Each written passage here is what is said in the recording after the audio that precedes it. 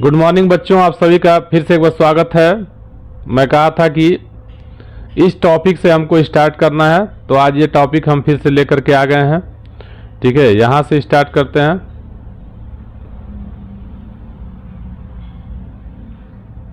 जलीय विलयन में अम्ल या क्षारक का क्या होता है। ठीक है, एक्वस मीडियम में अगर हम लेते हैं तो एसिड या बेस क्या करते हैं उसको हम एक एक्टिविटी के माध्यम से समझने का प्रयास करेंगे। मैं पिछले लेक्चर में भी कहा था कि यहाँ से हम आगे बढ़ेंगे। ठीक है, तो स्टार्ट करते हैं। एक्टिविटी नंबर आपका 2.9 है। इसमें कहा जा रहा है कि क्या करना है आपको। एक साफ आपको टेस्ट ट्यूब लेना है और उसमें लगभग 1 ग्राम NaCl लेना है। ठीक है, यहाँ पे फिगर के माध्यम से समझाया गया है। इसमें इस तरह का अरेंजमेंट आपको कर लेना है। यहाँ देखिए ड्रॉपर से क्या कर रहा है, H2SO4।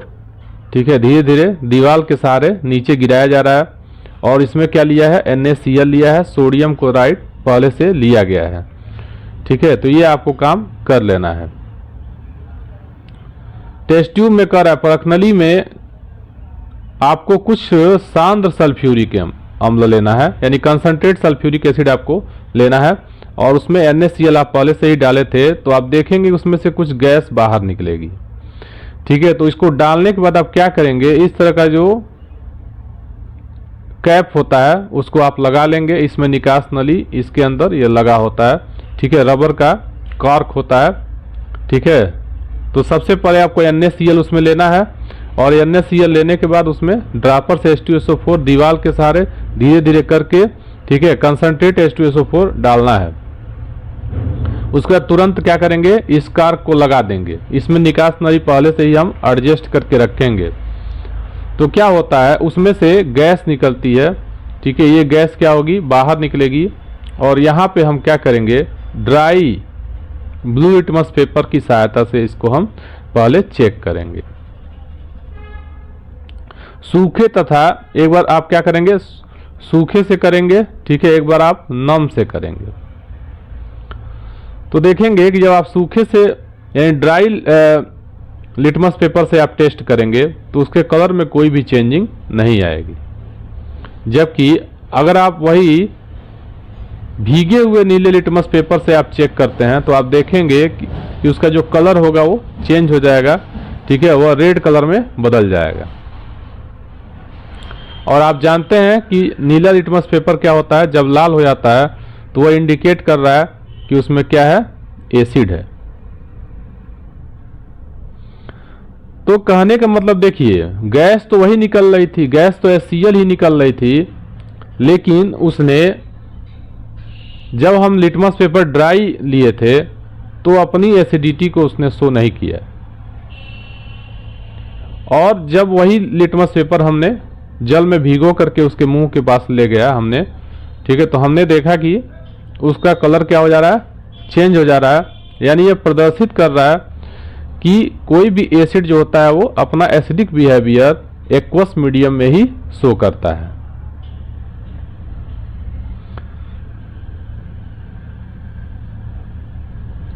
फिर कह रहा है उपरोक्त जो एक्टिविटी है, यानी जो ऊपर आप एक्टिविटी किए हुए हैं, इस आधार पर निम्न के अम्लीय गुण के बारे में क्या निष्कर्ष निकाल सकते हैं। ठीक है, शुष्क HCl गैस और HCl विलयन। तो शुष्क HCl गैस जो होगी वो एसिडिक बिहेवियर शो नहीं करेगी, जबकि HCl अगर एक्वस मीडियम में है, जलीय माध्यम में है, तब वह अपनी एसिडिटी शो करेगी। यही इससे कंक्लूजन निकलता है। आगे बढ़ते हैं।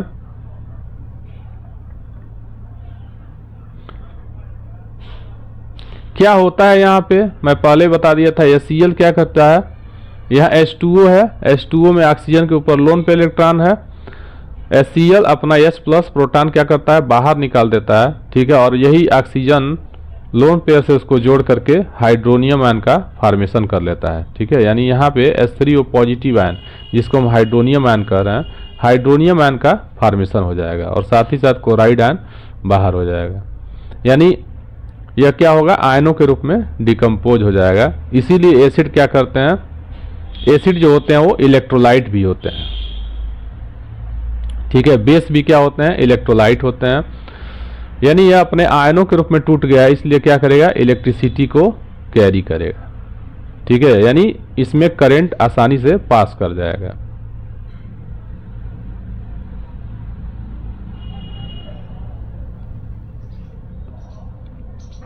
थोड़ा सा बड़ा कर लेते हैं।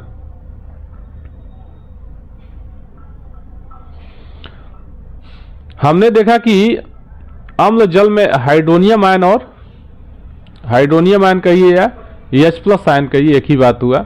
एसिड क्या करते हैं, H+ आयन देते हैं, वही वाटर क्या करता है, हाइड्रोनियम आयन बना लेता है। यानी हम कह सकते हैं कि जितने भी एसिड्स हैं सभी क्या करते हैं, H+ आयन देते हैं। यही क्रिया हम क्या कर सकते हैं, H2SO4 के साथ भी देख सकते हैं कि H2SO4 भी क्या करता है, H+ आयन देता है। अब कह रहा है कि आइए देखते हैं कि किसी क्षारक को जल में घोलने पर क्या होता है। वही हमारा अगर NaOH रहता तो क्या होता है। NaOH एक एल्कली है, क्षारक है, और ये क्या कर सकता है, हाइड्रोक्साइड आयन, ठीक है, चाहे हाइड्रोक्सिल आयन कर सकते हैं, यह बाहर निकालता है। ठीक है, NaOH जब इसको हम जल में घोलते हैं तो यह sodium ion, Na positive ion aqueous और OH निगेटिव आयन एक्वस में डिकम्पोज हो जाता है। ऐसे ही पोटेशियम हाइड्रोक्साइड अगर लेते हैं, ठीक है, पहला सोडियम हाइड्रोक्साइड है, दूसरा आपका पोटेशियम हाइड्रोक्साइड अगर लेते हैं, उसको भी वाटर के साथ हम उसको डिजॉल्व करते हैं, तो हम देखेंगे कि यह पोटेशियम आयन में और हाइड्रोक्साइड आयन में टूट जाता है। यानी हम कह सकते हैं कि जितने भी एल्कली हैं वो क्या करते हैं, सभी OH निगेटिव आयन देते हैं। जैसे एसिड जो होते हैं वो H+ आयन देते हैं, ऐसे ही हाइड्रोक्साइड आयन क्या करते हैं, एल्कली देते हैं। यहाँ पे डिफाइन किया हुआ है एल्कली को, सभी क्षारक जल में घुलनशील नहीं होते हैं। ठीक है, यानी सभी जो बेस हैं, ठीक है, वो वाटर सॉल्युबल नहीं होते हैं। क्षारक को हम बेस कहते हैं और एल्कली भी क्या है, एक बेस ही है, लेकिन एल्कली को हिंदी में क्षार कहते हैं। तो आप समझ लीजिए कि सभी जो बेस होते हैं वो एल्कली नहीं होते हैं, लेकिन सभी एल्कली जो होते हैं वो बेस होते हैं। ठीक है, जैसे अमोनिया भी क्या है, एक बेस है लेकिन वो एल्कली नहीं है। अमोनिया जो है NH3 होता है, NH3 होता है, इसके ऊपर भी नाइट्रोजन के ऊपर क्या होता है, लोन पे इलेक्ट्रॉन होता है। यह क्या कर सकता है, किसी को डोनेट कर सकता है, कोऑर्डिनेट लिंकेज कर सकता है। जैसे अमोनिया H+ आयन से रिएक्शन करके अमोनियम आयन बनाता है। अमोनिया जैसे NH3 है, ठीक है, NH3 क्या करेगा, H+ आयन के साथ जुड़ेगा तो क्या बनाएगा, NH4 पॉजिटिव आयन बना लेगा। ठीक है, NH4 पॉजिटिव आयन बनाएगा, अमोनियम आयन बनाएगा। तो ये भी बेस है, ये लेविस बेस है। ठीक है, लोन पेयर डोनर जो भी होते हैं वो क्या होते हैं, बेस होते हैं, लेकिन ये एल्कली नहीं है। तो ये बात आपको समझ में आ गई होगी। तो अभी तक हमने क्या सीखा, यहाँ पे एक समराइज करके दिया हुआ है कि एसिड क्या करते हैं, बेस से रिएक्शन करते हैं तो क्या बनता है, साल्ट बन जाता है और वाटर बनता है। यहाँ पे एक सिंपल एक जनरल आपको रिएक्शन दिया हुआ है, एग्जाम्पल के तौर पे HX + MOH। X यहाँ पे क्या है, निगेटिव पार्ट है। ठीक है, कोई जरूर नहीं है कि हैलोजन हो, X को हैलोजन से भी हम रिप्रेजेंट करते हैं, लेकिन यहाँ हैलोजन से रिप्रेजेंट नहीं किया गया है। ठीक है, कोई भी HX जैसे यह Cl ही है, आप मान लीजिए Cl ही है, और प्लस MOH मतलब NaOH ले लीजिए। ठीक है, NaOH ले लीजिए तो क्या बन जाएगा,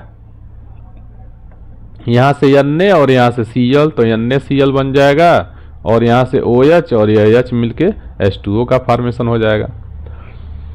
तो ऐसे बहुत सारे रिएक्शन आप देख सकते हैं। HCl की जगह पे HBr ले सकते हैं तो क्या बन जाएगा, सोडियम ब्रोमाइड बन जाएगा। ठीक है, HCl की जगह पे HI ले सकते हैं, हाइड्रोजन आयोडाइड, तो हाइड्रोजन आयोडाइड लेंगे तो सोडियम आयोडाइड बन जाएगा। इस तरह से आप बदल बदल के देख सकते हैं। HCl की जगह पे HNO3 भी ले सकते हैं तो सोडियम नाइट्रेट बन जाएगा, NaNO3 प्लस H2O बन जाएगा।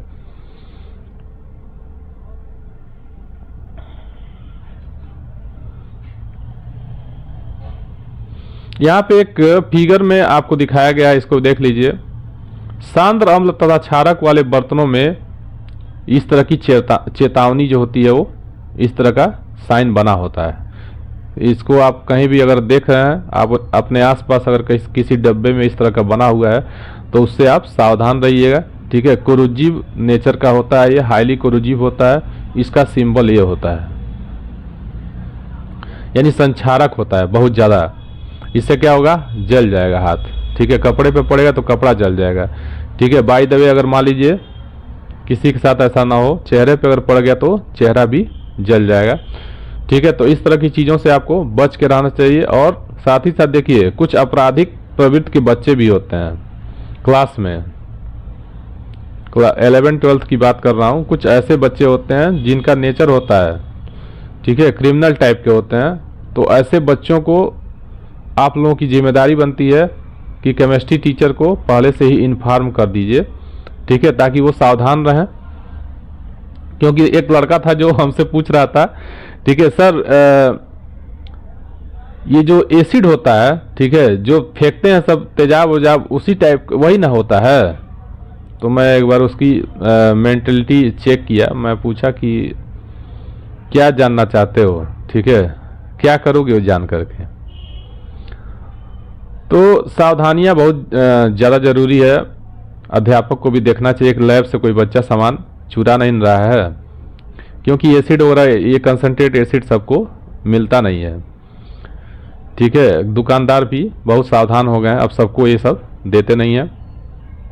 तो इन सब चीज़ों को बच्चों की भी जिम्मेदारी है और अध्यापकों की भी जिम्मेदारी है कि केयर करना चाहिए।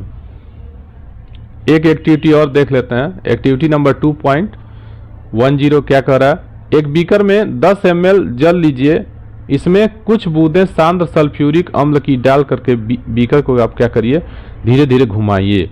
बीकर के बेस को आपको टच करना है, बीकर के आधार को स्पर्श करिए। क्या टेम्परेचर में कोई चेंजिंग आ रही है, जरूर चेंजिंग आएगी, ठीक है।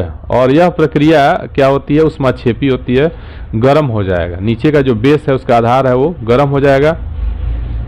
और यह जो एक्टिविटी है वह टीचर की उपस्थिति में ही करना चाहिए। और एक चीज़ और ध्यान दीजिए, कभी भी यह प्रक्रिया आपको उल्टा नहीं करना है।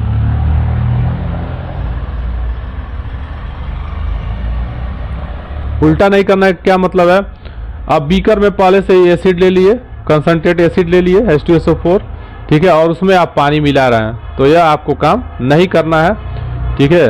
क्योंकि अगर ये काम आप करते हैं तो बुरी तरह से जल जाएंगे।